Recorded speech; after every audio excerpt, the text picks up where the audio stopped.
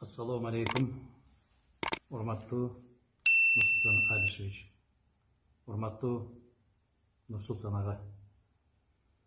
Сизге мен бүгүн Казак Республикасынын эл башы катарында эмес, Казак Республикасынын баштакы президенти катарында эмес, бүтүндөй түрк ааламынын аксакалы катарында, Казакстан элдеринин ассамблеясынын төрагасы катарында биз кыргыз казакка орток болгон аксакал, даанышман аксакал катарында кайрылууга мажбур болуп отурам. Бул кайрылууну туура түшүнөт деген терең ишенимдемин.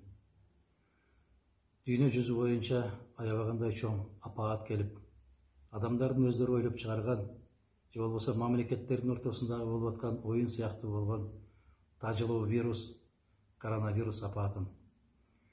Бұл апааттын натыйжасында биздин 100 миңдеген кыргыз боордошторубуз Россияда иштеп жаткан жана башка өлкөлөрдө иштеп жаткан биздин боордошторубуз көптөгөн кыйынчылыктарды тартты. Айрыкча мен баса белгилеп айта турган маселе бул бүгүнкү күндө Россия өлкөсү менен Казакстан ортосунда, Оренбург областы менен Казакстан ортосунда Бузулук деген жерде калып калган 483 кыргыз боордошторум жөнүндө сөз болуп атат. Россия тарабынан эч кандай маселе жок.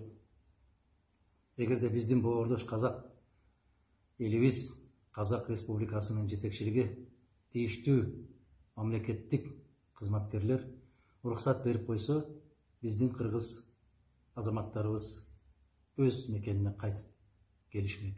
Тилекке каршы көптөгөн күндөрдөн бери Казакстандын чегарасынан өткөрбөй аткандыгына байланыштуу, алар бүгүнкү ушундай оор заманда ач калып, ток калып, жаандын астында, ызгаардуу шамалдын астында калып, кең талаада жатышат. Үстүндө чатыры жок, астында төшөгү жок. Жээрге тамагы жок, ичээрге суусу жок. Урматтуу Нурсултан Абишевич, мен кыргыз бийлигине кайрылып отуруп, эч кандай жыйынтык чыкпагандан кийин жалгыз сизге кайрылууну туура көрдүм.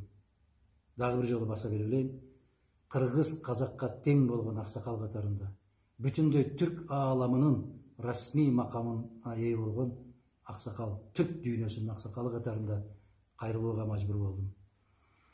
Сиздин колуңуздан келет. Ушуга ыйык Рамазан айында соопчулук үчүн тийиштүү жетекчиликтерге тапшырма берип койсоңуз, биздин боордошторубузду, кыргыз азаматтарын чегарадан өткөрүп койсо. Башка эч нерсенин кажети жок. Алар өз унааларын өзү таап, өздөрү жетип алат. Алар эч ким менен байланышпайт. Унага түшөт, кербен катарында түп-түз эч ким менен аралашпай, кыргыздын чегарасына чейин келип алышат. Алдынан артынан Казакстандын полицияларын коюп койсоңуз да болот. Эч ким менен байланышпайт алар. Бирдеме жуктурабыз деген эч кандай коркунуч болбойт. Мен сизден каттуу өтүнүп суранам.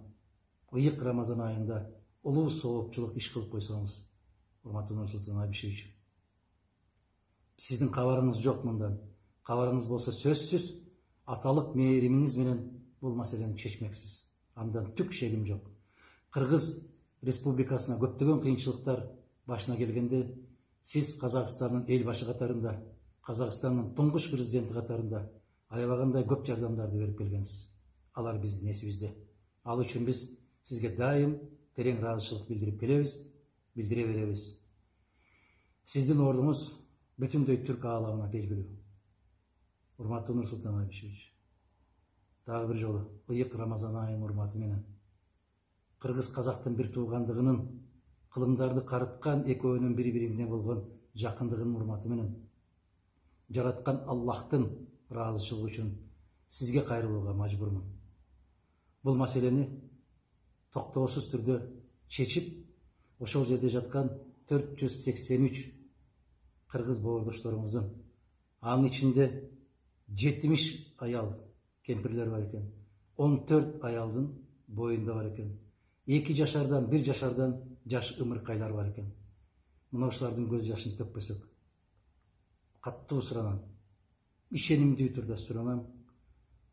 Алардын ыраазычылыгы аркылуу Аллахтын ыраазычылыгына жетиштикти насип эткен болсун. Урматтуу Нурсултан Абишевич, менин кайрылуумду четте калтырбайт деген үмүт менен, сизге терең ыраазычылык билдирүү менен, сизге болгон сый урматымды баса белгилөө менен, иниңиз Адахан Нодумаров.